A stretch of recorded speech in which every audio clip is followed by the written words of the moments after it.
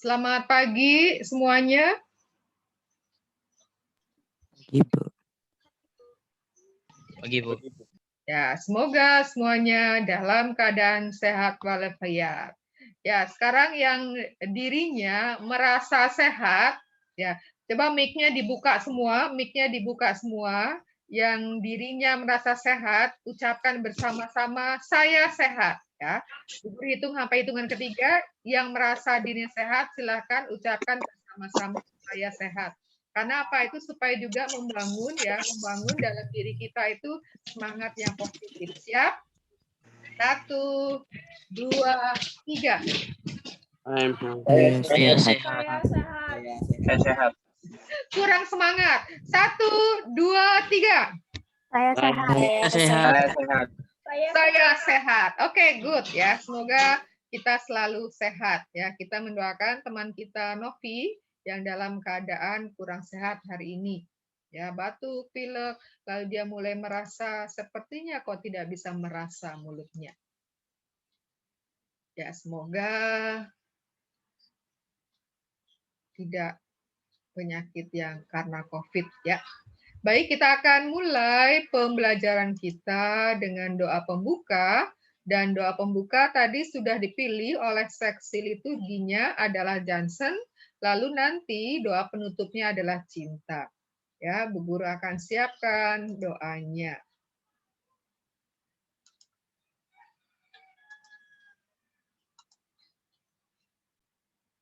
Sudah tampakkah? Sudah, Bu. Oke. Ya, hari ini Rabu 21 Juli 2021 kelas 9. Ya, tanggal yang cantik ya, 21721. Nah, kita akan mengawali dengan doa dan silakan Johnson untuk memimpin doa.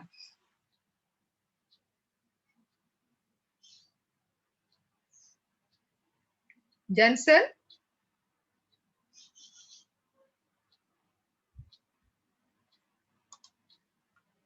Johnson? Silakan mimpin doa, Johnson. Sudah kelihatan belum? Udah, Bu, udah. Ya, silakan. Bu Masih dan teman-teman, mari kita berdoa. Dan nama Bapa dan Bapa Putra dan dan Roh Putra Kudus. dan Roh Kudus. Amin. Allah Bapa yang Maha Kasih, kami bersyukur atas segala kemurahan-Mu. Bukalah hati dan pikiran kami agar melalui proses pembelajaran ini kami semakin menyadari bahwa Engkaulah Allah satu-satunya sumber keselamatan sebagai awal dan tujuan hidup kami. Dengan perantaran Kristus, Tuhan dan Juru Selamat kami. Amin. Bapa kami yang ada di surga, dimuliakan namamu, datanglah kerajaanmu, jadi kehendak-Mu di atas bumi seperti di surga. Bila kami rezeki pada hari ini, dan ampunilah kesalahan kami seperti kami pun mengampuni yang bersalah kepada kami, dan janganlah masukkan kami ke dalam percobaan, tetapi bebaskanlah kami yang jahat. Amin. Santo Antonius, doakan kami dan Bapa dan Putra dan Roh Kudus. Amin. Amin. Terima kasih Johnson yang sudah membuka kelas agama hari ini dengan doa pembuka. Ya, minggu lalu Bu Guru sudah share di Google Classroom materi untuk dibaca dan dipelajari karena itu yang akan kita bahas pada hari ini. Ya. Hari ini kita akan memulai ya bab yang pertama, orang beriman menanggapi karya keselamatan Allah. Ya. Lalu di dalam bab yang pertama ini akan kita bagi menjadi 5 ya, 5 pembahasan dan hari ini kita akan bahas tema yang bagian A. Allah adalah sumber keselamatan yang sejati. Nah, kita akan melihat apa sih artinya Allah sumber keselamatan sejati? Apakah ada sumber keselamatan lain di luar Allah? Lalu bagaimana dengan kita? Apakah kita menjadikan Allah sebagai sumber keselamatan kita yang sejati, ataukah kita mengandalkan yang lain? Joyce Bumasa, saya izin matiin kamera, jaringan saya jelek. Oke, Joyce. Ya, jadi Joyce yang izin. Ini sudah jam 10.37. Saya minta bantuannya Putri mencatat ya, siapa yang hadir terlambat. Mesti tadi dihitung dari jam 10:35 ya. 10:35, lalu 10 tambah sampai 10:45. Ya, 10 sampai 10:45 kalau yang join kamu tulis ya yang terlambat ya. Karena Bu Guru kadangkala karena sedang konsen menjelaskan lalu tidak begitu melihat dengan baik. Nanti setelah jam 10.45 ada yang mau masuk maka tidak di-admit ya karena sudah terlambat 15 menit ya. Lalu yang video-videonya nonaktif yang tanpa informasi berarti siap-siap akan Bu Guru pindahkan ke ruang istimewa ya, ke ruang WR. Istimewa itu kan? Nah, ini adalah KD-nya. Nah, kita sampai ke KD yang pertama. Ya, KD yang pertama ya seperti kita pahami bersama mencakup 4 penilaian. Ya, mencakup 4 aspek. Ya, aspek sikap spiritual, sikap sosial, aspek pengetahuan dan keterampilan. Tinggal lihat di depannya saja. Ya, 1 berarti sikap spiritual, 2 sikap sosial, 3 berarti pengetahuan, 4 itu berarti keterampilan. Yang 1 berarti masih yang KD pertama. Kemudian ini adalah tujuan pembelajarannya. Nah, untuk tujuan pembelajarannya Bu Guru minta bantuan Calvin. Nih, Bu Guru sudah lama tidak mendengar suaranya Calvin. Coba Calvin membaca untuk tujuan pembelajaran dengan suara yang lantang. Silakan Calvin. Baca yang mana, Bu? Tujuan pembelajaran. Sampai mana? Semuanya. Tujuan pembelajaran A. Allah adalah sumber keselamatan yang sejati. 1. Menjelaskan bahwa manusia membutuhkan Allah. 2. Merumuskan pandangan tentang sumber-sumber keselamatan yang ada dalam masyarakat. 3. Menerangkan bahwa Allah sumber keselamatan sejati. Menjelaskan pandangan keselamatan menurut KIS.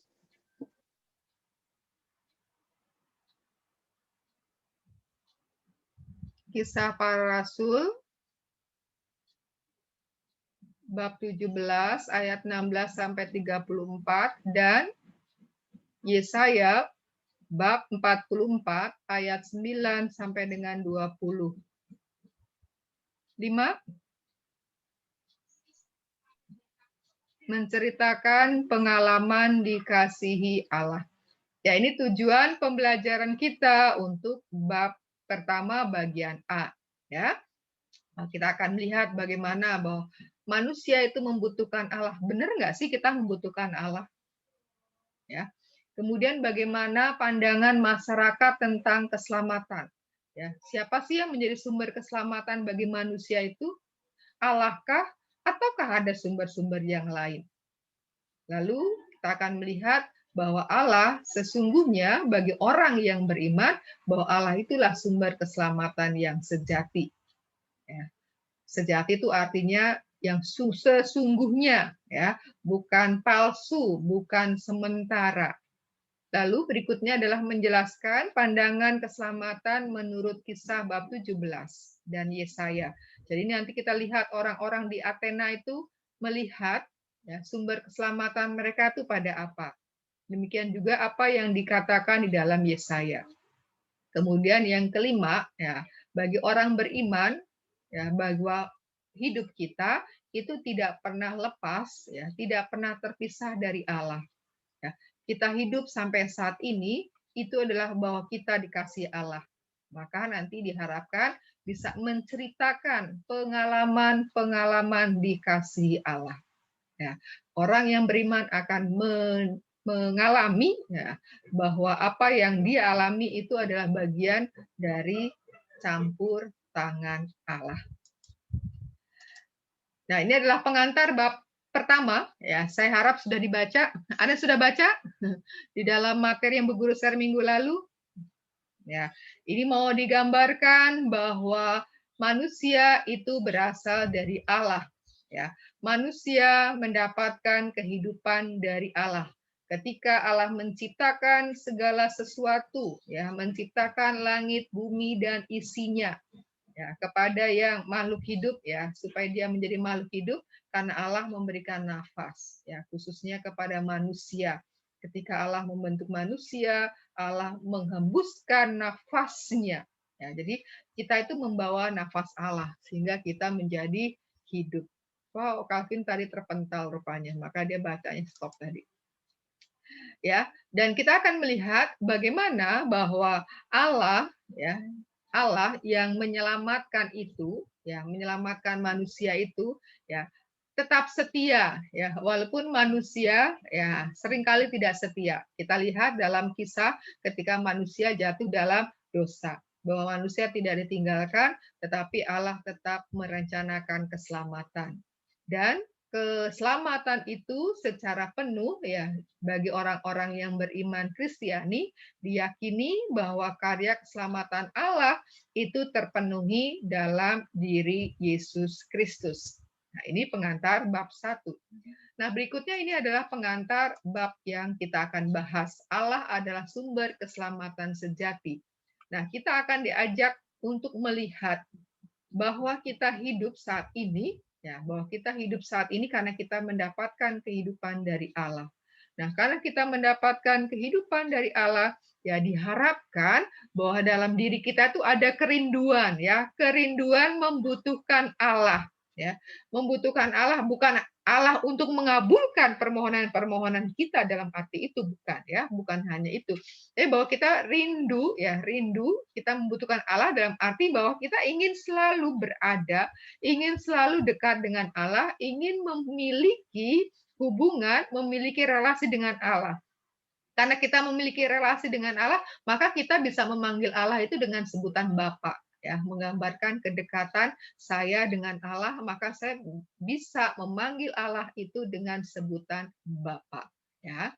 Nah, nanti akan sampai supaya kita dibawa, ya, mungkin ada pandangan-pandangan di sekitar kita tentang keselamatan, jangan sampai kita jatuh pada pandangan itu, tetapi bahwa kita sampai kepada pemahaman yang tepat bahwa yang menjadi sumber keselamatan bagiku sebagai orang beriman itu adalah Allah. Ya, harapannya sampai di situ.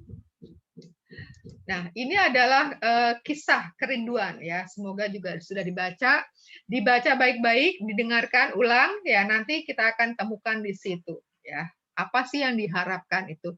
Coba Bu Guru minta bantuannya Putri untuk baca dengan suara lantang. Kerinduan.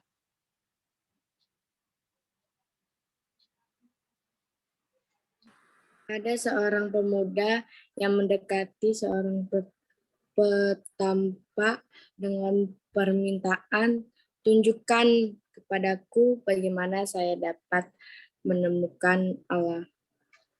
Orang kudus itu bertanya, berapa besar kerinduanmu ini? Orang muda itu menjawab, lebih dari apapun di dunia ini. Petapa ini membawa orang muda itu ke tepi sebuah danau dan mereka masuk ke dalam air danau sampai air danau mencapai leher. Kemudian petapa itu mengangkat tangannya dan menekan kepala orang muda ke dalam air.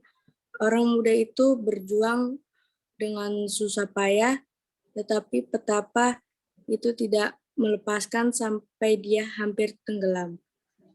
Ketika mereka kembali ke tepi danau, orang kudus itu bertanya kepada anak muda itu, "Anakku, ketika kamu berada di dalam air, apa yang kamu inginkan lebih dari segala yang lain?" Tanpa ragu, orang muda itu menjawab, "Udara." Baiklah, ketika engkau ingin menemukan Allah seperti kamu menginginkan udara, maka matamu akan terbuka terhadap keajaiban Allah. Oke, terima kasih. Sudah tahu ya isinya tentang apa ya? Atau perlu diulang lagi? Cukup? Uli, cukup sekali atau perlu diulang lagi? Cukup, Bu. Cukup, oke ya. Sudah ketahuan ya, tahu isinya tentang apa. Nah, yang berikutnya, Bu Guru punya gambar. Coba diperhatikan. Nah, gambar-gambar itu mau menunjukkan apa? Dikaitkan dengan sumber keselamatan. Ya, ada 4 gambar nih. Gambar 1, ini ada orang, lalu ada uang dalam mata uang dolar. Kemudian ini ada orang yang mengenakan keris di belakangnya.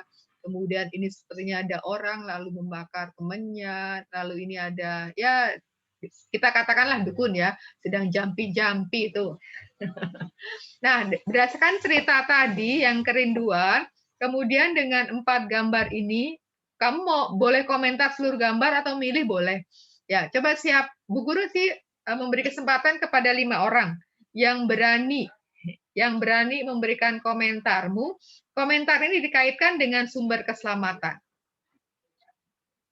Ya, silakan yang mau berkomentar. Bu Guru sudah siap membuat catatan.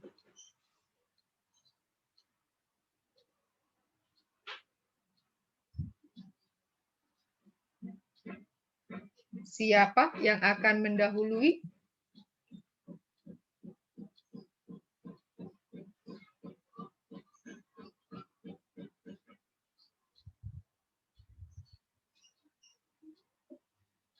Jadi komentarnya itu dikaitkan dengan ya sumber keselamatan. Jadi orang itu memahami sumber keselamatannya pada apa.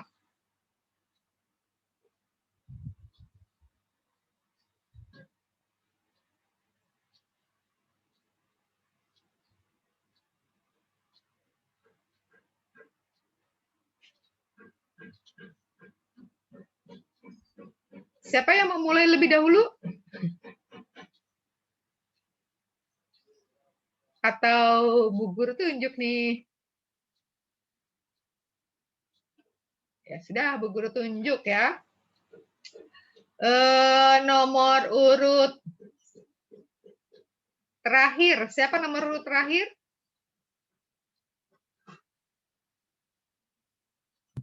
Saya, Bu.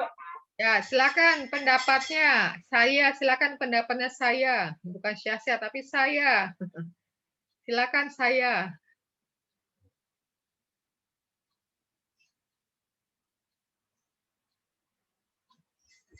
Ini Bu Guru catat loh yang memberi memberi komentar-komentar ketika diberi kesempatan.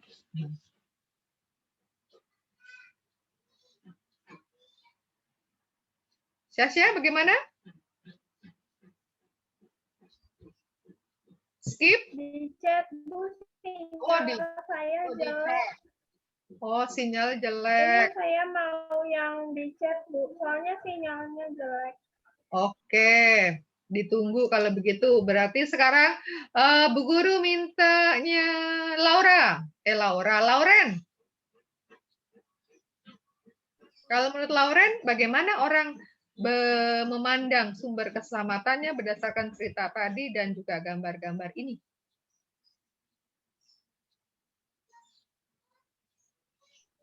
Yang gambar pertama itu ada seorang laki-laki yang berdoa memohon kepada Tuhan untuk meminta uang ya, Bu. Oh, doa minta uang. Ya. Lainnya? Belum nemu, Bu. Belum nemu. Boleh nggak sih kita doa minta uang?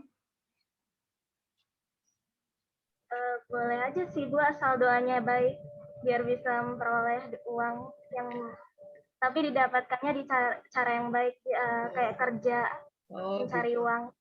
Bukan uangnya turun dari langit ya? Bukan, Bu. Kalau uangnya turun dari langit nanti rebutan ya, hujan uang. Nah, kalau hujan uang udah kiamat, uang nggak laku lagi karena semuanya punya uang ya. Itu menurut Lauren yang belum menemukan yang lainnya. Ya, berikutnya kalau Pedro.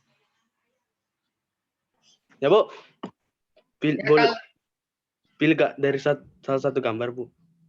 Kamu tadi mendengarkan nggak Bu Guru menyampaikan apa? Hah? Iya, Bu.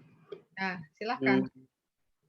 Jadi boleh pilih salah satu, boleh semuanya, bebas. Yang gambar 1, Bu. Ya, apa pendapatmu? Itu kayaknya menyuap Tuhan, Bu. Menyuap Tuhan. Gimana caranya menyuap Tuhan? Masuk surga dengan cara menyuap Tuhan. Kayak Gimana caranya? memberikan kekayaannya asalkan dia masuk surga, Bu.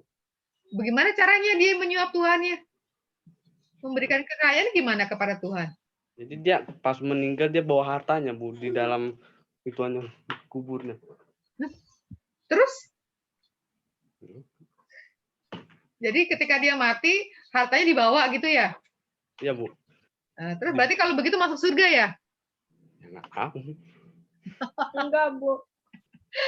Itu pendapatnya Pedro. Ya, ini Sia-Sia sudah menuliskan di chat karena memang problem di sekeliling rumahnya yang agak ramai. Gambar 1, seorang laki-laki sedang berdoa kepada Tuhan supaya bisa mendapatkan uang. Nah, itu pendapatnya Sasa tadi hampir mirip kayak si Lauren. Ya, siapa lagi? Masih ada 2 orang lagi. Nah, ini ada yang video-videonya non aktif nih ya. Siap.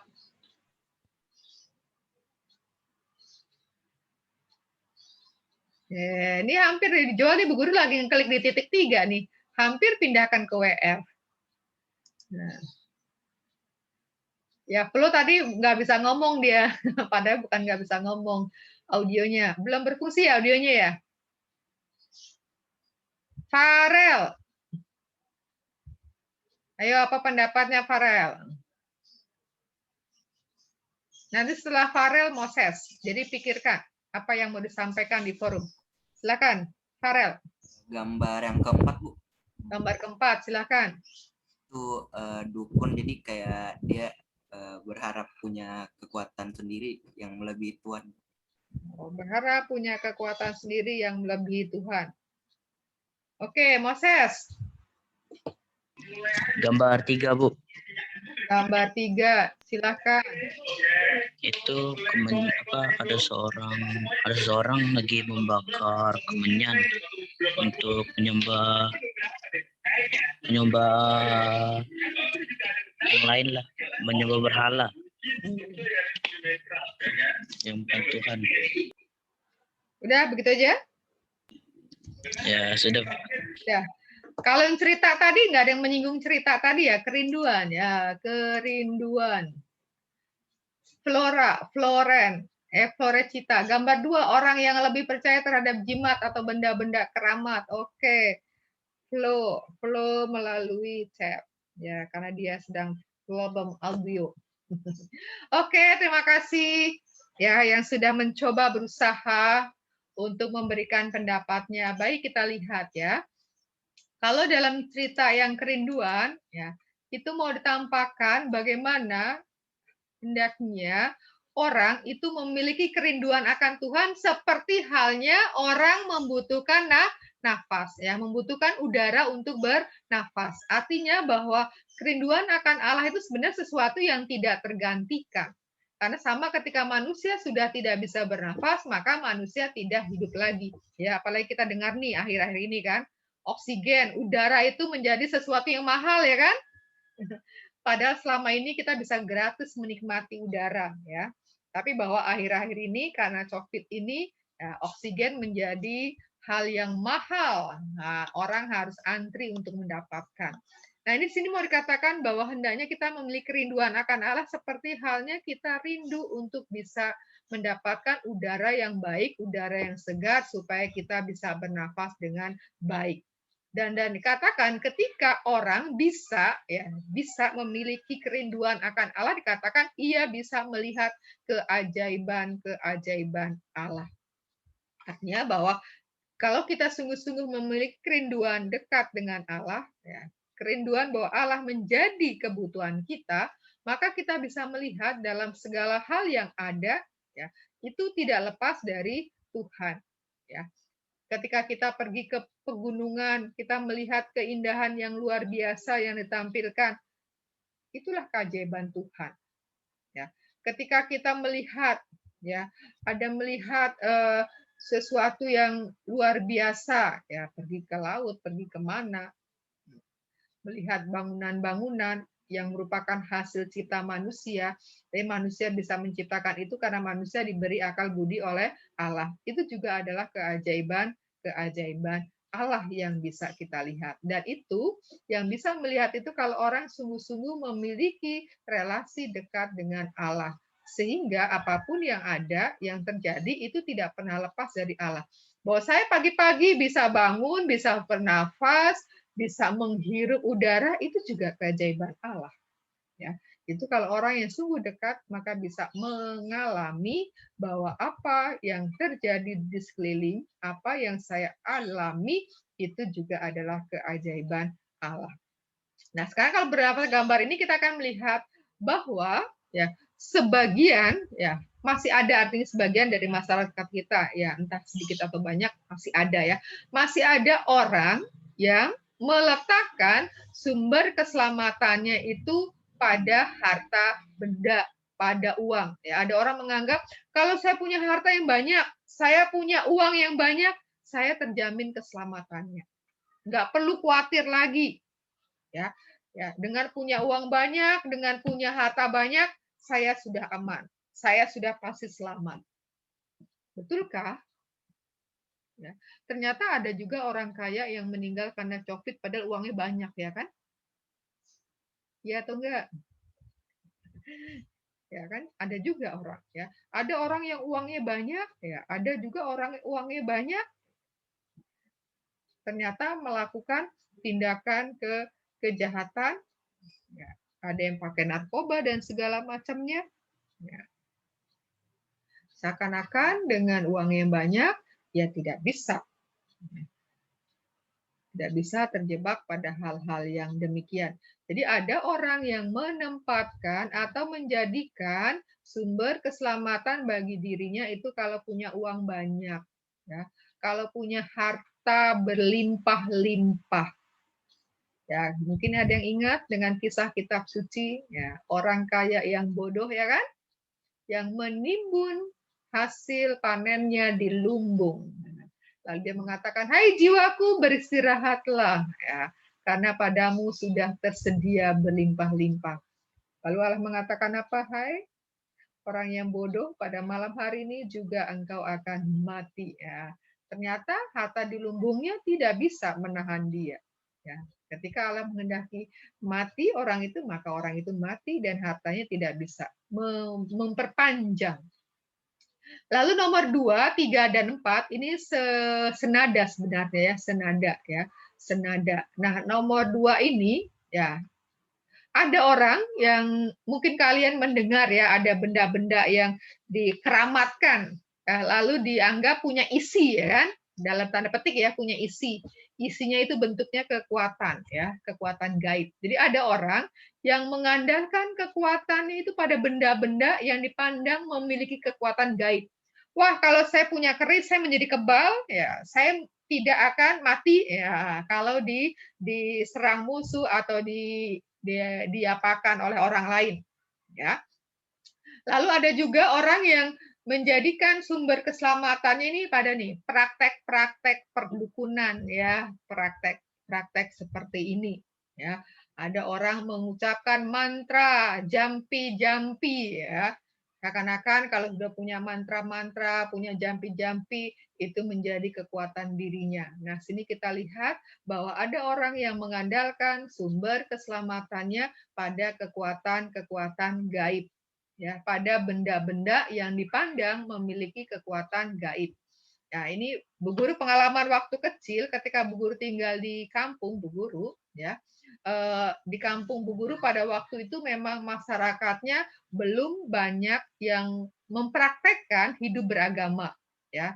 Di tempat Ibu memang banyak kan kaum muslim. Nah, pada waktu itu belum begitu banyak yang mempraktekkan hidup sebagai seorang muslim. Jadi pada waktu itu kalau ada pohon beringin, jadi tempat Ibu tuh ada pohon beringin yang besar sekali. Nah, pada waktu-waktu tertentu masyarakat di kampung Bu Guru itu memberi sesajen, ya, memberi sesajen diletakkan di bawah pohon beringin itu.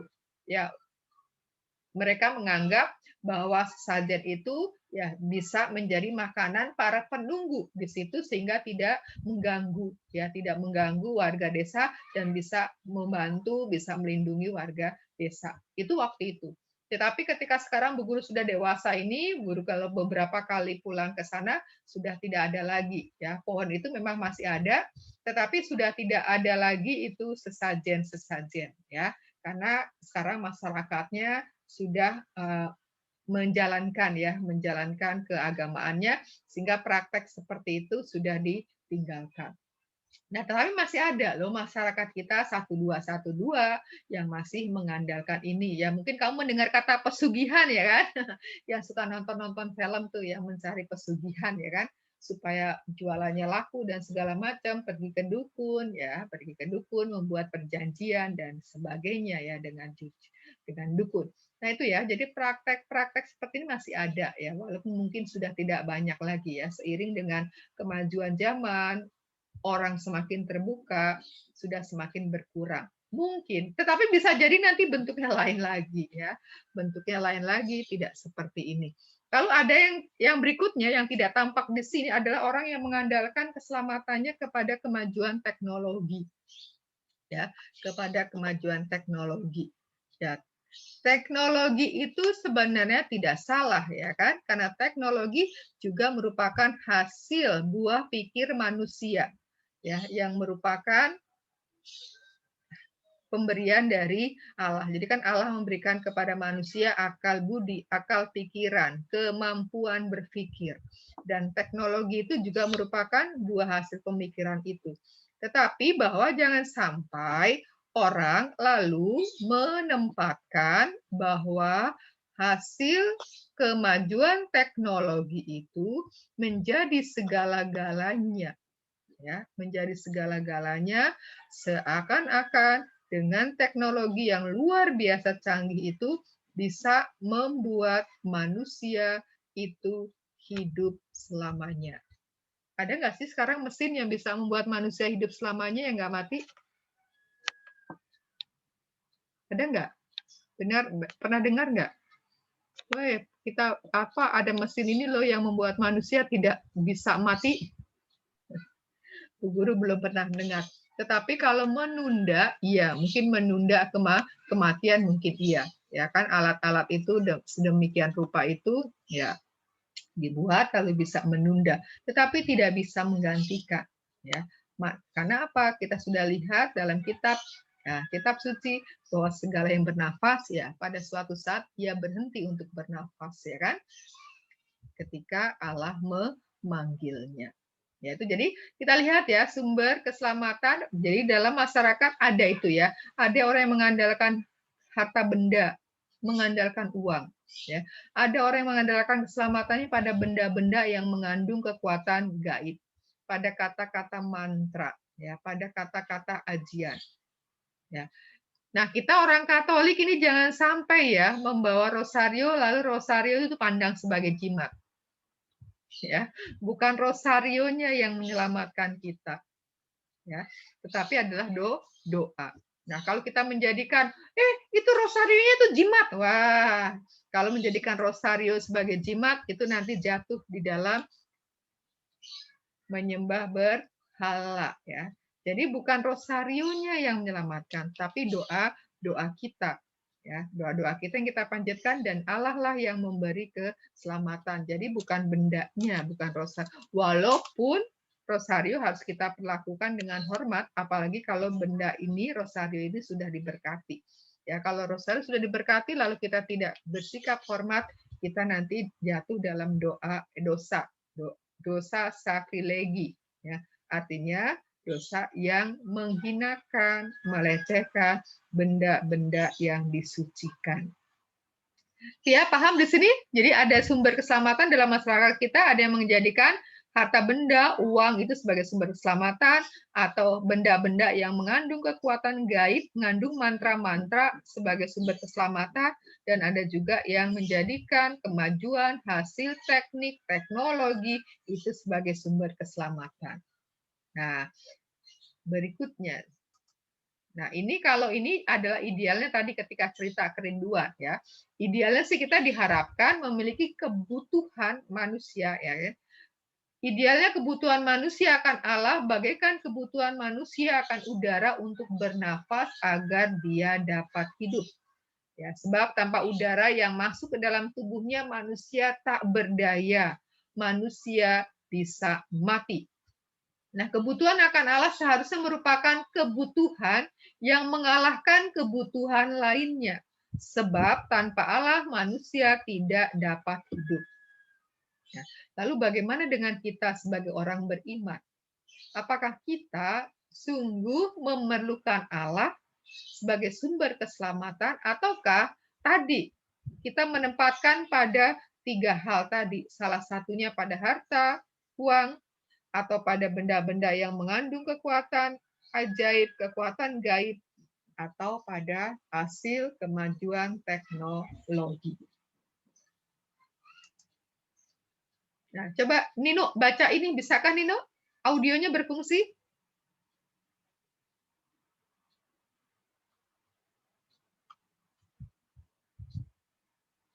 Yang mana, Bu? Ini, memahami bahwa Allah sumber. Memahami bahwa Allah sebagai sumber keselamatan sejati. Sumber keselamatan sejati bukan terletak pada harta kekayaan duniawi, bukan pada sumber-sumber kekuatan gaib, serta bukan terletak pada kemajuan ilmu, pengetahuan, dan teknologi.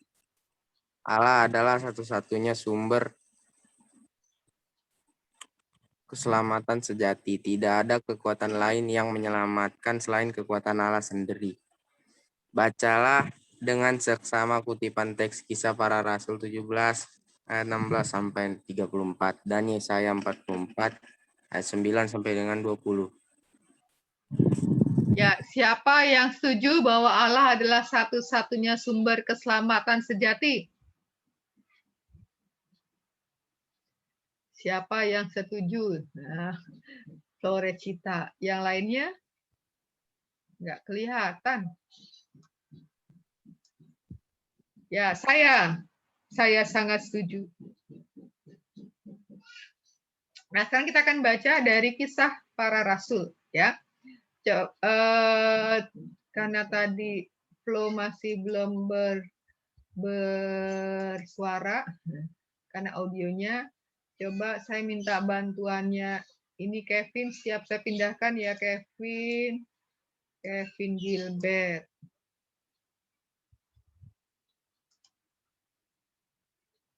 Kevin, silakan pindah ke waiting room. Ya, Bu. Mau pindah ke waiting room, Kevin?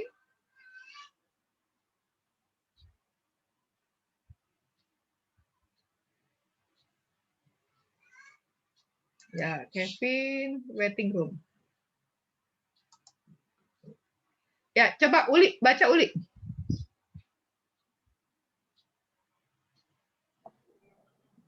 Paulus di Athena. Sementara Paulus menantikan mereka di Athena, sangat sedih hatinya karena ia melihat bahwa kota itu penuh dengan patung-patung berhala.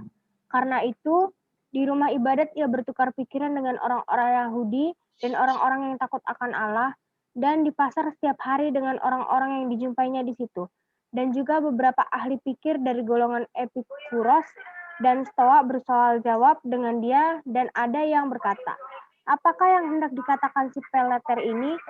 Tetapi yang lain berkata, rupa-rupanya ia adalah pemberita ajaran dewa-dewa asing, sebab ia memberitakan Injil tentang Yesus dan tentang kebangkitannya. Lalu ia membawanya menghadap sidang Areopagus dan mengatakan, bolehkah kami tahu ajaran baru mana yang kau ajarkan ini? Sebab engkau memperdengarkan kepada kami perkara-perkara yang aneh. Karena itu kami ingin tahu apa artinya semua itu. Adapun orang-orang Athena dan orang-orang asing yang tinggal di situ tidak mempunyai waktu untuk sesuatu selain untuk mengatakan atau mendengar segala sesuatu yang baru. Paulus pergi berdiri di atas Areopagus dan berkata, hai orang-orang Athena, aku lihat bahwa dalam segala hal kamu sangat beribadah kepada dewa-dewa. Sebab ketika aku berjalan-jalan di kotamu dan melihat-lihat barang-barang pujaanmu, aku menjumpai juga sebuah mezbah dengan tulisan, kepada Allah yang tidak dikenal. Sebab apa yang kamu sembah tanpa mengenalnya, itulah yang kuberitakan kepadamu. Oke. Berikutnya lanjutannya dibaca oleh Moses. Allah yang telah menjadikan bumi dan segala isinya, Ia yang adalah Tuhan atas langit dan bumi, tidak diam dalam kuil-kuil buatan tangan manusia, dan juga tidak dilayani oleh tangan manusia, seolah-olah Ia kekurangan apa-apa, karena Dialah yang memberikan hidup dan nafas dan segala sesuatu kepada semua orang. Dari satu orang saja, Ia telah menjadikan semua bangsa dan umat manusia untuk mendiami seluruh muka bumi, dan Ia telah menentukan musim-musim bagi mereka dan batas-batas kediaman mereka, supaya mereka mencari Dia dan mudah-mudahan menjamah dan menemukan Dia, walaupun Ia tidak jauh dari kita masing-masing. Sebab di dalam Dia kita hidup, kita bergerak, kita ada, seperti yang telah juga dikatakan oleh pujangga-pujanggamu. Sebab kita ini dari keturunan Allah juga. Karena kita berasal dari keturunan Allah, kita tidak boleh berpikir bahwa keadaan ilahi sama seperti emas atau perak atau batu, ciptaan kesenian dan keahlian manusia, dengan tidak memandang lagi zaman kebodohan. Maka sekarang Allah memberitakan kepada manusia bahwa di mana-mana semua mereka harus bertobat, karena Ia telah menetapkan suatu hari pada waktu mana Ia dengan adil akan menghakimi dunia oleh seorang yang telah ditentukannya. Sesudah Ia memberikan kepada semua orang suatu bukti tentang hal itu, dengan membangkitkan Dia dari antara orang mati. Ketika mereka mendengar tentang kebangkitan orang mati, maka ada yang mengejek dan yang lain berkata, "Lain kali saja kami mendengar engkau berbicara tentang hal itu." Lalu Paulus pergi meninggalkan mereka.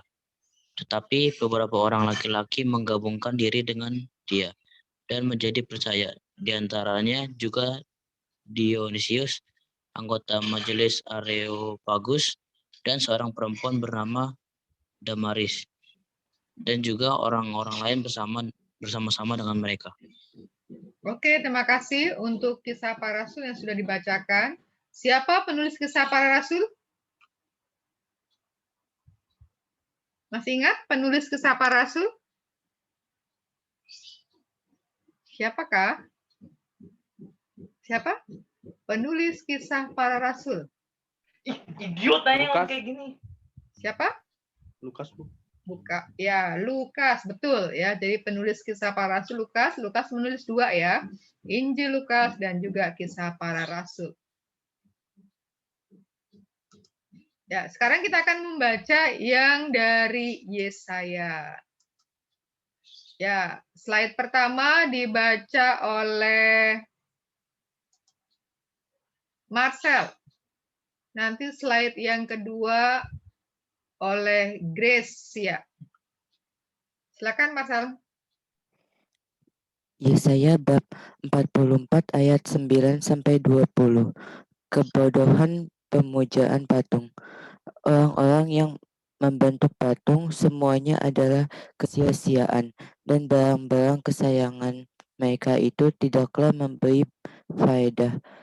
Penyembah patung itu tidaklah melihat dan tidaklah mengetahui apa-apa.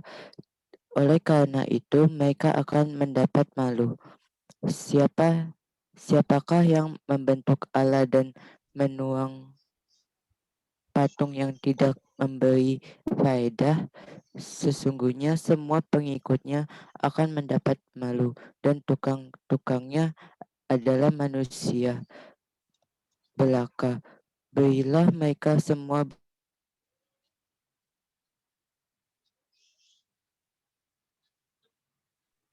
Biarlah mereka semua berkumpul dan bangkit berdiri. Mereka akan gentar dan mendapat malu bersama-sama. Tukang besi membuatnya dalam bara api dan menempanya dengan palu. Ia mengerjakannya dengan segala tenaga yang ada di tangannya. Bahkan ia menahan lapar sehingga habislah tenaganya. Dan ia tidak minum air sehingga ia letih lesu. Tukang kayu merentangkan tali pengukur dan membuat bagan sebuah patung dengan kapur merah. Ia mengerjakannya dengan pahat dan menggarisinya dengan jangka, lalu ia memberi bentuk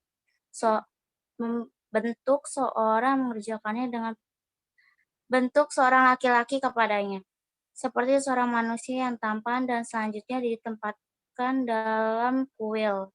Mungkin ia menebang pohon-pohon aras, atau ia memilih pohon saru atau pohon terbantin, lalu membiarkannya tumbuh menjadi besar di antara pohon-pohon di hutan, atau ia menanam pohon salam lalu hujan membuatnya besar.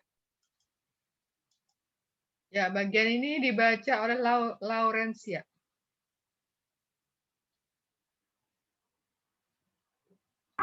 Dan kayunya menjadi kayu api bagi manusia, yang memakainya untuk memanaskan diri. Lagi pula ia menyalakan untuk membakar roti. Tetapi juga ia membuatnya menjadi Allah, lalu menyembah kepadanya. Ia mengerjakannya menjadi patung, lalu sujud kepadanya. Setengahnya dibakarnya dalam api, dan di atasnya dipanggangnya daging. Lalu ia memakan daging yang dipanggang itu sampai kenyang. Ia memanaskan diri sambil berkata, aku sudah panas, aku sudah menjadi panas.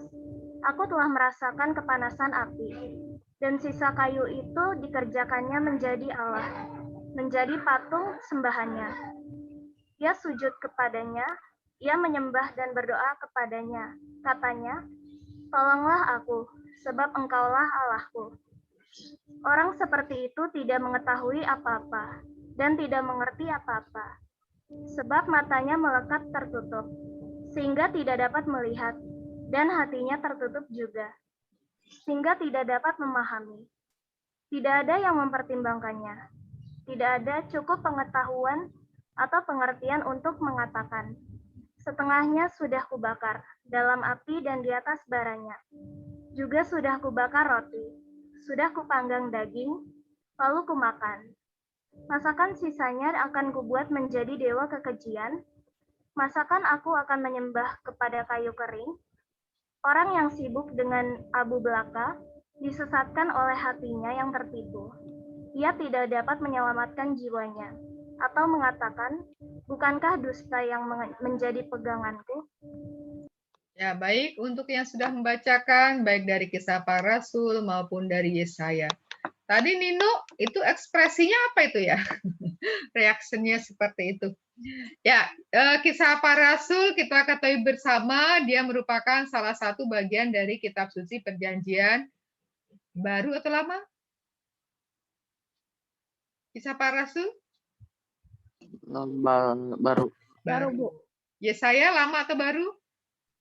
Lama.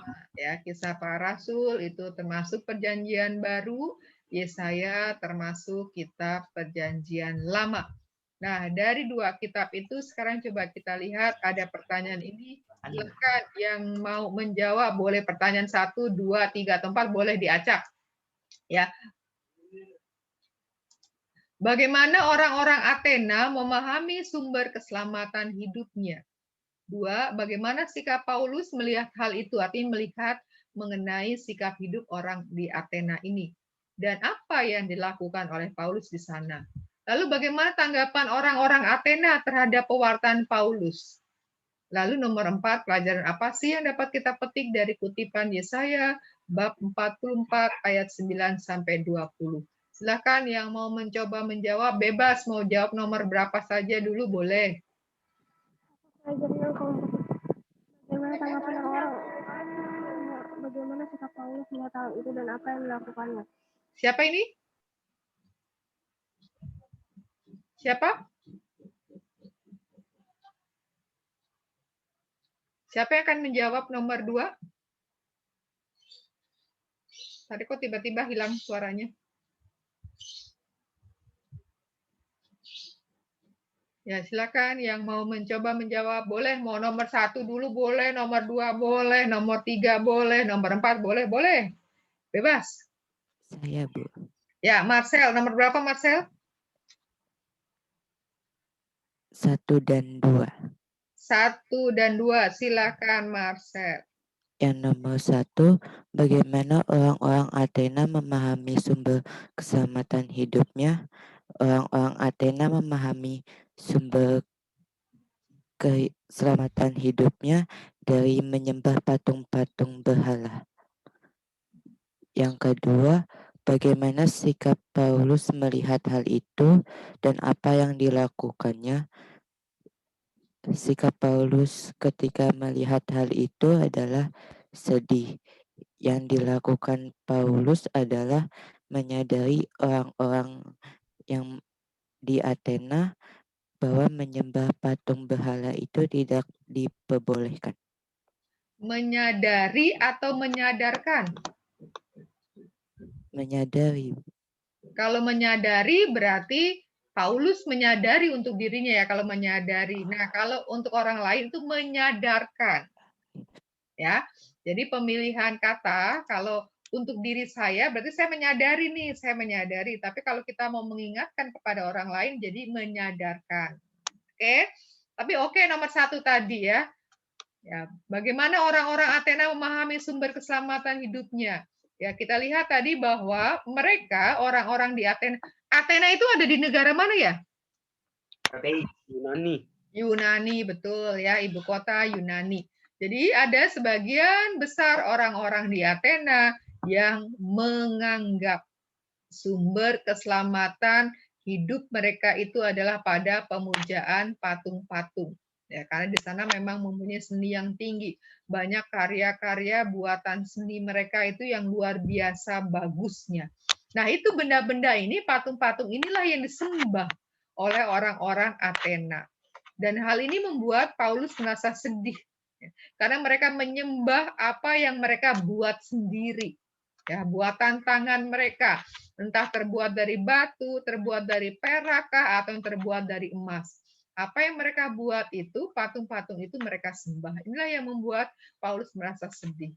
Lalu apa yang dibuat oleh Paulus melihat hal itu? Maka Paulus mewartakan, ya. Tadi kalau bahasanya Marcel itu adalah menyadarkan, ya, mengingatkan bahwa apa yang dilakukan oleh orang Athena itu tidak betul, ya. Kemudian kita baca dengan lengkap di sana bagaimana Paulus akhirnya mewartakan tentang Allah, Allah yang telah menciptakan, kemudian Allah yang mau menyelamatkan manusia. Dan puncaknya Allah yang menyelamatkan manusia itu terpenuhi di dalam diri Yesus sebagai putra Allah yang tunggal yang diutus ke dunia untuk menyelamatkan manusia. Yaitu nomor 1 dan 2. Sekarang nomor 3. Bagaimana tanggapan orang-orang di Athena terhadap pewartaan Paulus? Ya, siapa mau jawab yang ini? Bagaimana tanggapannya? Nomor 3, Bu. Ya, nomor 3. Pedro mau jawab? Saya, Bu. Oke, silakan Pedro. Joel, Bu. Oh, siapa? Joel gitu. Joel, Bu. Oh, Joel. Maaf, Joel. Silakan Joel.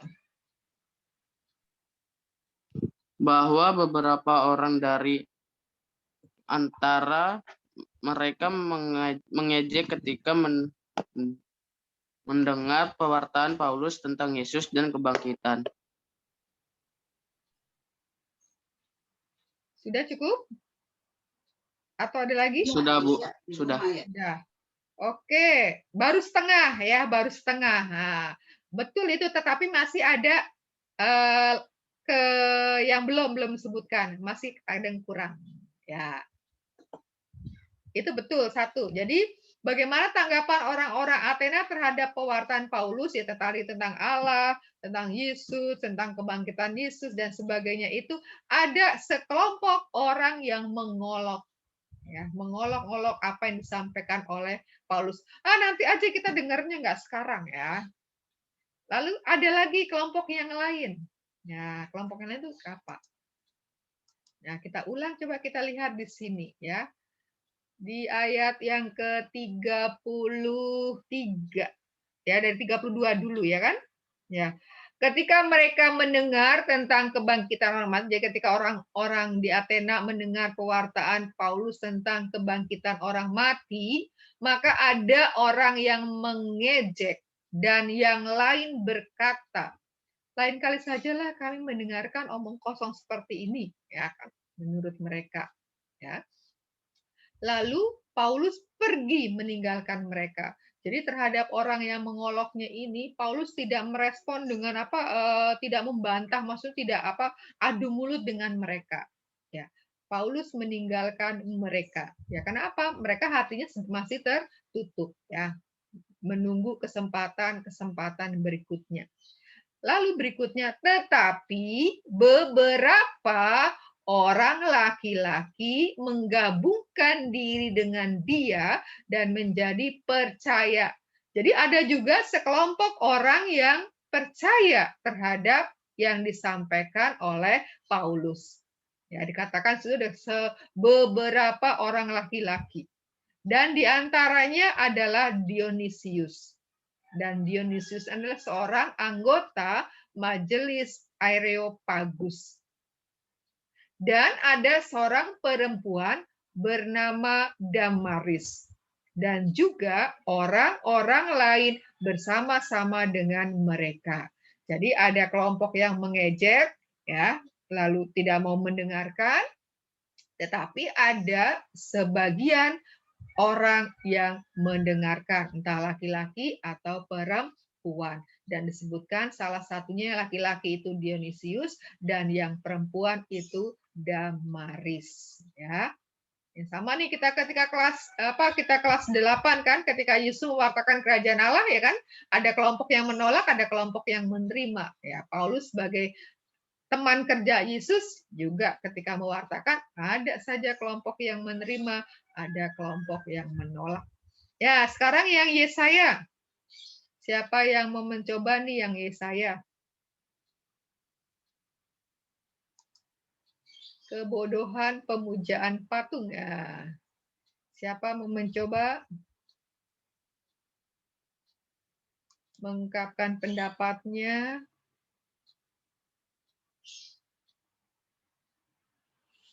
Ada? 1, 2. Apaan Bu baca? Baca. Ini bukan baca. Oh.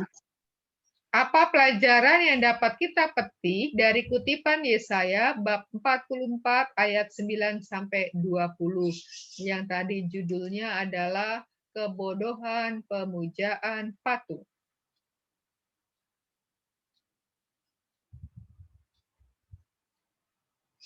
Ada?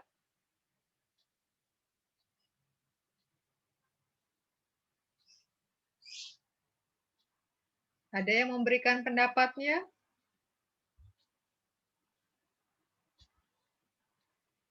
Uli?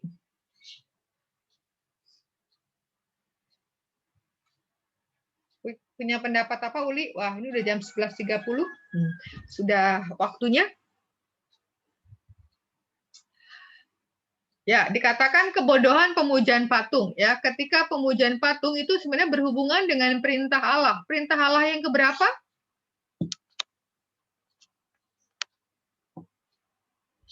Pemujaan patung itu berhubungan dengan perintah Allah. Dari 10 perintah Allah itu perintah yang keberapa? Itu yang ke-1. Perintah yang ke-1. Apa bunyinya yang ke-1? Jangan menyembah berhala, berbaktilah kepadaku lebih dari segala sesuatu. Itu suaranya ini ya? Suaranya apa? Suara Julius ya? Bukan, Bu. Bukan. Suara siapa? Ya, jadi perintah Allah yang pertama dari 10 perintah Allah itu jangan menyembah berhala, tetapi berbaktilah kepadaku saja dan cintailah aku lebih dari segala sesuatu. Betul. Jangan menyembah berhala, berbaktilah kepadaku saja dan cintailah aku lebih dari segala sesuatu. Nah, patung adalah merupakan salah satu bentuk berhala, ya. Salah satu bentuk berhala. Nah, ketika orang menyembah patung yang adalah buatan manusia, yaitu dikatakan merupakan kebodohan. Sekarang patung, apa bisa dia buat patung? Ya, apa yang bisa dilakukan oleh patung? Hai patung, berilah hujan. Apakah patung itu akan memberikan hujan? Hai patung, saya lapar, berilah saya makan. Apakah tiba-tiba di depan kita akan ada makanan yang dikeluarkan oleh patung itu? Saya belum pernah melihatnya. Ya, saya belum pernah melihatnya. Maka dikatakan kalau orang memuja patung, maka dikatakan sebagai suatu kebodohan. Maka dikatakan bahwa di sini ya orang yang menjadikan patung sebagai sumber keselamatan, bahwa dia adalah melakukan tindakan yang bodoh. Ya, dan juga ia sudah melawan apa yang diperintahkan oleh Allah dalam 10 perintah Allah, khususnya perintah yang pertama. Ya, jangan menyembah berhala, berbaktilah kepadaku saja, dan cintailah aku lebih dari segala sesuatu. Karena apa? Patung adalah buatan manusia dan tidak bisa menyelamatkan. Ya, ini nanti beberapa catatan ini silahkan dibaca ya. Catatan-catatan ini nanti tentunya kalau kita ulangan atau latihan itu akan mengambil apa yang ada dalam catatan ini. Nanti Bu Guru share di Google Classroom, harapannya sih dibaca ya. Kalau yang punya print yang bisa ngeprint ya silakan di-print, kalau enggak ya silakan diunduh lalu dibaca ya kan. Nah, ini nanti lalu ada refleksi yang harus dikerjakan, yang dijawab ini nanti pertanyaan yang 3 ini, ya. Dan hasil refleksinya itu disajikan dalam bentuk cerita, ya. Jadi tidak hanya iya, tidak, belum, bukan, ya. Tidak itu dalam bentuk cerita. Semakin ceritanya panjang dan menarik, ya, sesuai dengan tema ini, ya tentunya kalian akan mendapatkan skor yang maksimal juga. Bu Guru tidak sayang-sayang kepada yang kerjanya maksimal, memberikan nilai maksimal juga. Ya, kelas ini kan ada nih beberapa orang yang sering mendapat nilai 100 untuk pekerjaannya karena memang sungguh dikerjakan dengan baik. Nah, kali ini nanti direfleksikan saja, ya kamu melihat aja. Saya itu berdoa nggak sih dengan sungguh-sungguh sebelum dan sesudah pelajaran? Selalu, sering, jarang, atau tak pernah? Ya, kamu isi sendiri dengan jujur ya, bukan mau menyenangkan Bu Guru. Ya, dijawabnya secara pribadi, baca lalu kamu jawab secara pribadi. Kamu ada di kolom mana? Ini untuk latihan kita supaya kita bisa berkembang. Ya, kalau memang kita masih di tak pernah ya setidak-tidaknya pindah ke jarang. Kalau jarang ya setidak-tidaknya pindah ke sering ya kan. Kalau menjawab sering ya berikutnya menjadi selalu ya. Harapannya kita ada di kolom ini nih, di kolom selalu ya. Kolom selalu. Jadi isi dengan jujur untuk melihat diri sendiri supaya kita bisa semakin bertumbuh. Nah, ini nanti yang dikerjakan yang akan saya kirim di Google Classroom. Nah, kita akan akhiri dengan doa dan yang menutup adalah Cinta. Silakan Cinta. Bu Marcel, tadi yang pernyataan yang selalu sering jarang itu dikumpulin juga. Nggak usah. Ini dia kamu baca sendiri lalu kamu jawab pribadi. Ya. Harapannya sih di selalu. Tapi kan bisa saja suatu saat itu kita pernah bolongnya gitu loh. Itu hanya apa mengukur bagaimana spiritualitas kita dan juga sosial kita. Karena ini ada gabungan ya. Ada gabungan yang sikap spiritual dan sikap sosial. Nomor 1, 2 itu sikap spiritual, nomor 3 dan 4 itu sikap sosial. Ya, harapannya sih selalu harapannya. Ya, silakan Cinta. Teman dan Marcel, marilah kita berdoa dengan Bapa dan Putra dan Allah Bapa yang kekal, Engkaulah asal dan tujuan hidup kami. Kami bersyukur atas segala rahmat yang telah Engkau limpahkan. Dampingilah hidup kami agar tidak berpaling dari hadapan-Mu. Biarlah kami hanya berpasrah kepadamu dan menyadarkan hidup kami sepenuhnya pada kuasa kehendak-Mu. Sebab bagi kami Engkaulah satu-satunya sumber keselamatan sejati. Hanya kepadamu lah kami bersandar sekarang dan sepanjang segala abad. Amin. Doakanlah kami, amin. Dalam nama Bapa dan Putra dan Roh Kudus, amin. Ya, terima kasih Cinta. Nah, sebentar, ini kok tinggal 16 ya. Berarti murid tinggal 15 ya. Kita foto dulu Bu yang setia sampai akhir ya. Nanti Bu Guru akan mendata nih tadi berarti siapa yang tidak datang. Ayo Gracia, Calvin videonya. Nah, tinggal 15 muridnya. 7 lagi kemana? Hanya yang izin 1 Novi. Grace, Calvin, Putri, wajahnya. Oke. Calvin, ada masalah kan dengan jaringan? Ya, siap ya. 1. Nah, jempolmu mana? 2, 3. Ya, sebentar, Bu Guru kirim di grup.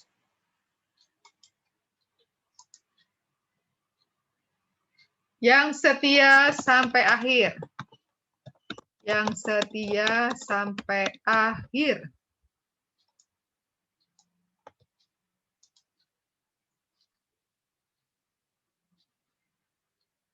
Oke, siapa yang tidak hadir siapa ya? Novi yang izin ke Bu Guru tuh hanya Novi. Siapa yang atau Bu Guru lihat daftar hadir saja. Daftar hadir kelas 9A. Nih, 9A itu sudah ada catatan ya minggu lalu nih. Minggu lalu Calvin pakaian tidak rapi. Christian Emma Marvin jam 9 mencoba summit tidak di Kevin Gilbert kamera nonaktif indahnya dan tidak mencoba masuk lagi. Ini jadi Bu Guru akan membaca catatan seperti ini. Ya, Abel tidak ada ya? Abel ada nggak?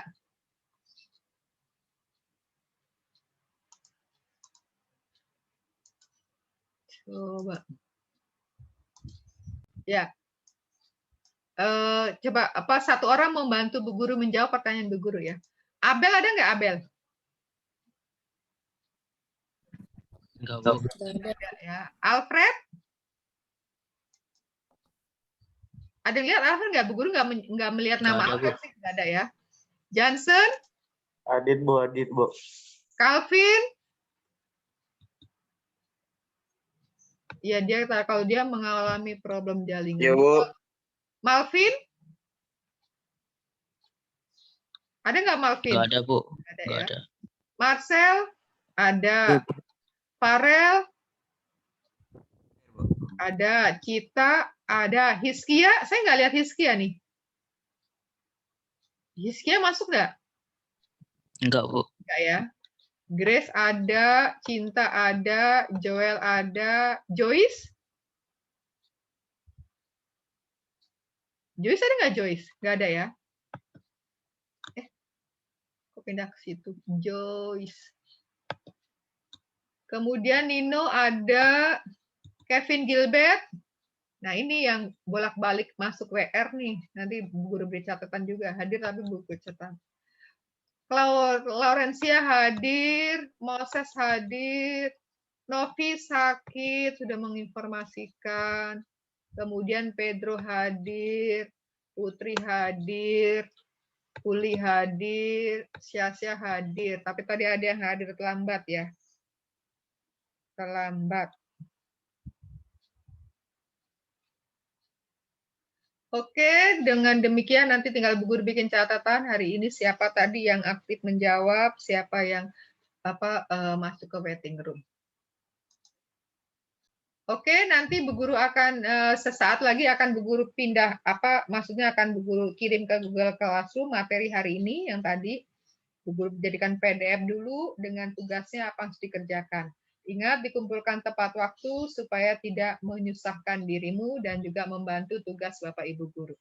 Oke, terima kasih untuk perhatiannya. Sampai jumpa. Tuhan berkati dan selamat beristirahat. See you next time. Adios. Adios. Makasih, Bu. Makasih, Bu. Makasih, Bu. Goodbye. Makasih kembali. Nino, kamu kok senang lagi reaction itu sih, Nino?